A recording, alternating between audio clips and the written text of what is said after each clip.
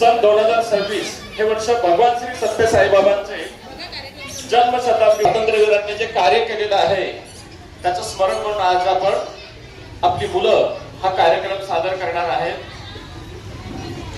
जवळजवळ आज राज्यातून 106 शाळांनी आपले सादरीकरण याच्यामध्ये सहभाग घेतलेला आहे आणि आपली त्या 106 मध्ये श्री साई विद्या मंदिर शाळा आहे. हा जर कार्यक्रम उत्कृष्ट झाला तर निश्चितच देशस्तरावर देखील हा कार्यक्रम संपूर्ण देशामध्ये बघायला मिळेल. अशा प्रकारे तसेच आता आध्यात्मिक स्वातंत्र्याची गरज का आहे हे समजावणे गरजेचे आहे. कारण का आपण धकाधकीच्या जीवनामध्ये व्यावहारिक जीवनामध्ये मात्र आपण आध्यात्मिक धार्मिक या गोष्टी मात्र थोड्या अवहेळल्या जातात किंवा किंबहुना मागे पडत आहेत. तर त्या पडू नये तर त्याचं स्मरण व्हावं आणि त्याचं एक आचरण व्हावं, ते कृतीत उतरवलं गेलं पाहिजे. यासाठी हा कार्यक्रम आपण पुन्हा सादर करत आहे. कार्यक्रमाची सुरुवात कार्यक्रम आहे गंगोत्री ते गंगासागर. म्हणजे भारतामध्ये देशाला सुजलाम सुफलाम बनवण्यासाठी आणि आपली पवित्र नदी गंगा नदी तिचं धार्मिक भावनिक आणि आध्यात्मिक महत्व अनन्यसाधारण आहे आणि त्याचं एक विवेचन सादरीकरणाच्या माध्यमातून सादर होत आहे. इयत्ता 5वी ते 9वीच्या विद्यार्थिनी स्वातंत्र्याची गाथा या कार्यक्रमाच्या माध्यमातून गंगोत्री ते गंगासागर सर्व विद्यार्थी साईराम साईराम साईराम. ज्यांच्या त्यागाने बलिदानाने आणि अदम्य देश प्रेमाने भारताला स्वातंत्र्य मिळाले त्या सर्व ज्ञात अज्ञात स्वातंत्र्यवीरांना विनम्र अभिवादन. त्यांच्या शौर्यगाथेचा गौरव करत आपल्या मातृभूमीच्या स्वातंत्र्याचा इतिहास उजळणारा हा कार्यक्रम स्वातंत्र्याची गाथा आपणासमोर सादर करत आहोत. ज्योत स्वातंत्र्याची अखंड तेवत राहो, देशप्रेम प्रत्येक हृदयात फुलत राहो. वीरांच्या बलिदानाला हा आमचा मान. जय हिंद जय भारत हाच अभिमान. भारताची जीवनदायी पवित्र आणि पूजनीय अशी गंगा नदी हिमालयातील गंगोत्रीच्या गोमुखातून उगम पावते आणि सुमारे 2500 किलोमीटरचा प्रवास करत बंगालच्या उपसागरातील गंगासागर येथे विलीन होते. या प्रवासात ती असंख्य तीर्थक्षेत्रे, ऐतिहासिक नगरी आणि सुपीक प्रदेशांना जीवनदान देते. गंगा ही केवळ नदी नसून भारतीय संस्कृती, अध्यात्म, श्रद्धा आणि सभ्यतेचे अखंड प्रतीक आहे. गंगोत्री ते गंगासागर हा प्रवास म्हणजे भारताच्या सांस्कृतिक, धार्मिक आणि नैसर्गिक वैभवाचे दर्शन घडवणारा एक प्रेरणादायी प्रवास आहे. गंगोत्रीचा कुशीत जन्म, हिमशिखरांचा पवित्र श्वास, हरिद्वार काशी उजळावी श्रद्धेचा अमृत सुवास, जीवनदायिनी गंगा माता संस्कृतीचा अखंड आधार.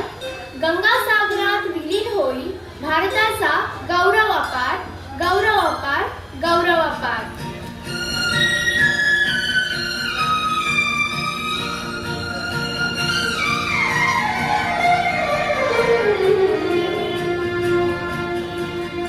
गंगा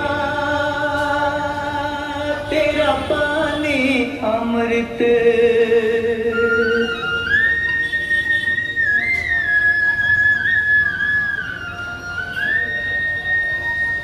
गंगा तेरा पानी अमृत झर झर बहता जा. युग युग से इस देश की धरती तुझसे जीवन पाए. गंगा तेरा पानी अमृत.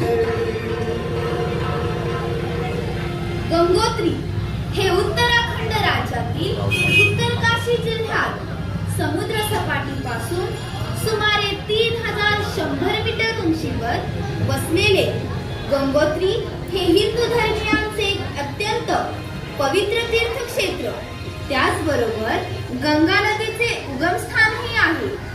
हे ठिकाण चारधाम यात्रेतील एक प्रमुख धाम आहे. हे स्थान अतिशय सुंदर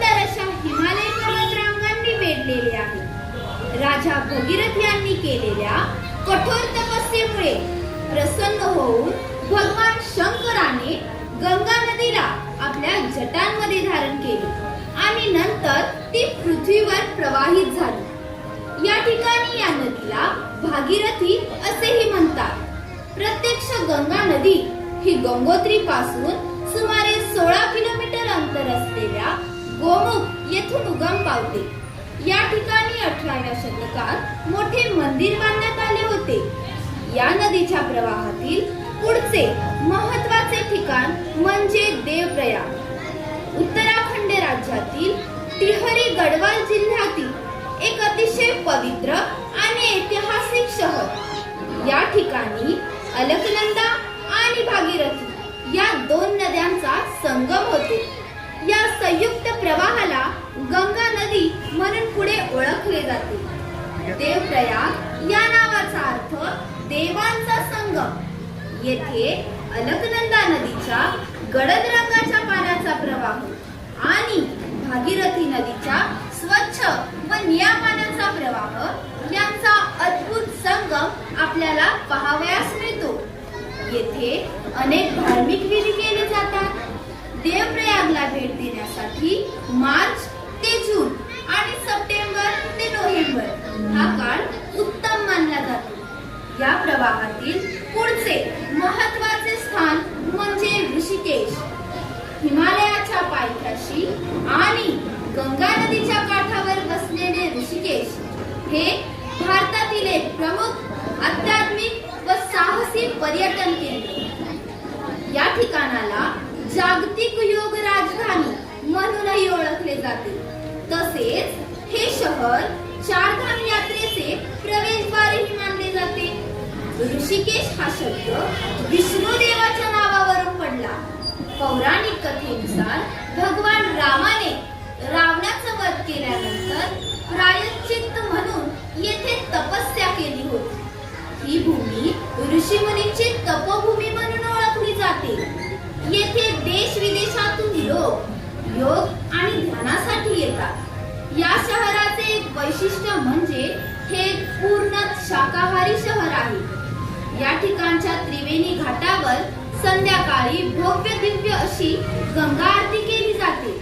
या प्रवाहातील पुढचे महत्त्वाचे ठिकाण म्हणजे हरिद्वार.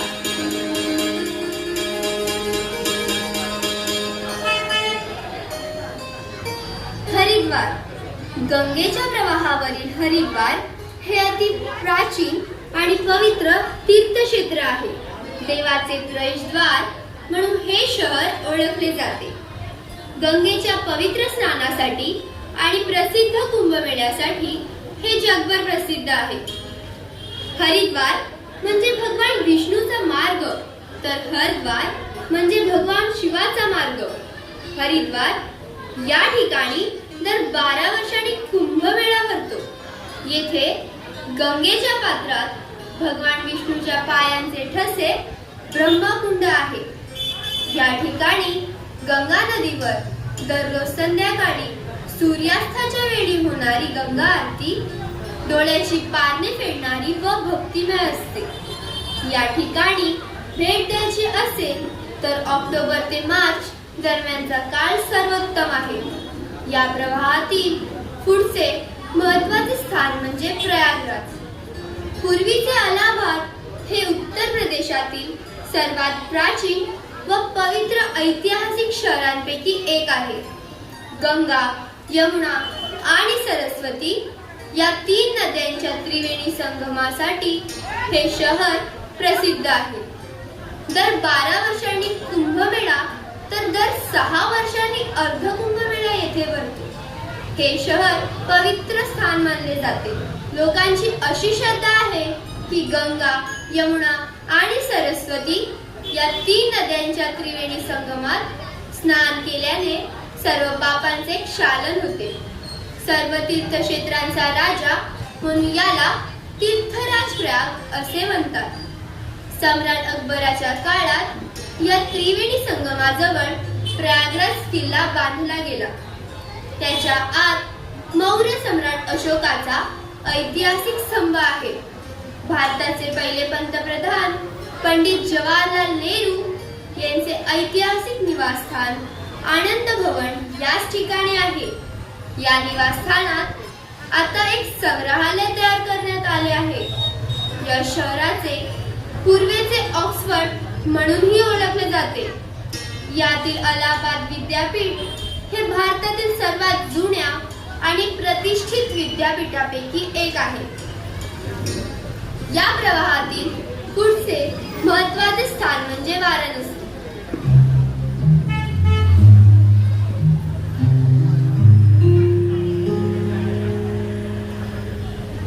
वाराणसी उत्तर प्रदेशातील वाराणसी, बनारस किंवा काशी हे जगातील सर्वात जुने वसलेले शहर. गंगा नदीच्या काठी वसलेले हे शहर भारताचे आध्यात्मिक आणि सांस्कृतिक राजधानी आहे. हे हिंदू, बौद्ध आणि जैन धर्माचे प्रमुख केंद्र असून 12 ज्योतिर्लिंगांपैकी एक असलेले काशी विश्वनाथ मंदिर याच ठिकाणी आहे.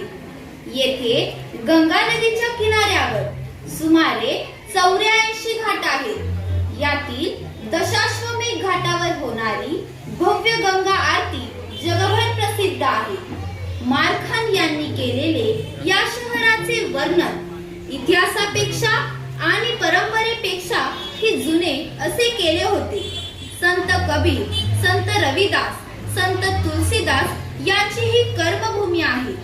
काशी विश्वनाथ व्यतिरिक्त सारनाथ, गौतम बुद्धांनी पहिले प्रवचन येथेच दिले होते. संकटमोचक हनुमान मंदिर आणि बनारस हिंदू विद्यापीठ येथे आहे.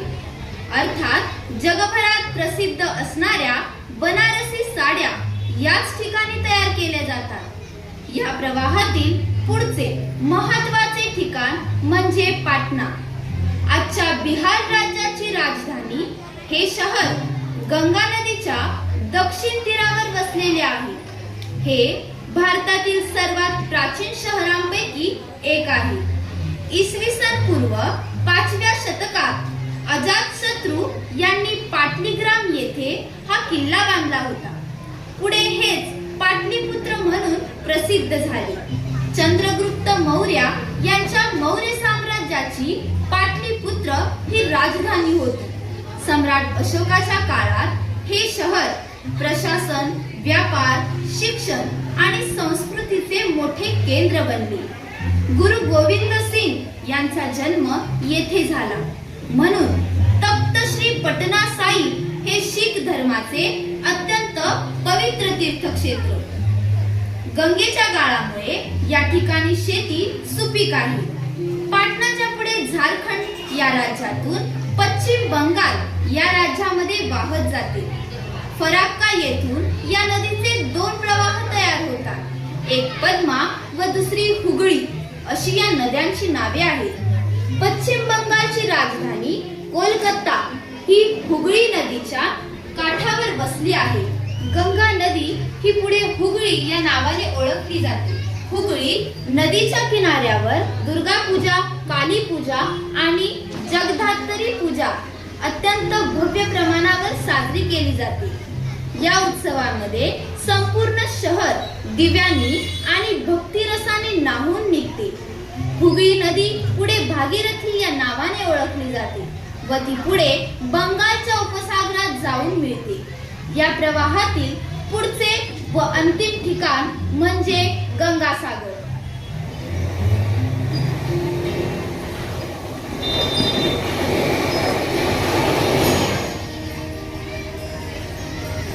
गंगासागर बंगालच्या उपसागरात गंगा नदी समुद्राला जेथे मिळते त्या ठिकाणाला सागरद्वीप म्हणतात. सागरद्वीप म्हणजेच गंगासागर. या ठिकाणी स्नान करणे अत्यंत मोक्षदायक मानले जाते. दरवर्षी मकर संक्रांतीला भव्य अशी गंगासागर यात्रा भरते. लाखो भाविक या दिवशी गंगेच्या आणि समुद्राच्या संगमावर पवित्र स्नान करतात. म्हणूनच सारे तीर्थ बार बार गंगा सागर एक बार असे म्हटले जाते. गंगा ही फक्त नदी नाही, ती भारतीयांच्या संस्कृतीचा आत्मा, श्रद्धेचे प्रतीक आणि कोट्यावधी भारतीयांच्या जीवनाचा आधार आहे. परंतु आज प्रदूषण, प्लास्टिक आणि सांडपाण्यामुळे गंगेचे पावित्र्य धोक्यात आहे. चला आपण सर्वजण अशी प्रतिज्ञा करूया की गंगा माता आणि आपल्या देशातील प्रत्येक नदी स्वच्छ, निर्मळ आणि प्रदूषण मुक्त ठेवण्यासाठी आपण नेहमी प्रयत्न करूया. साईराम.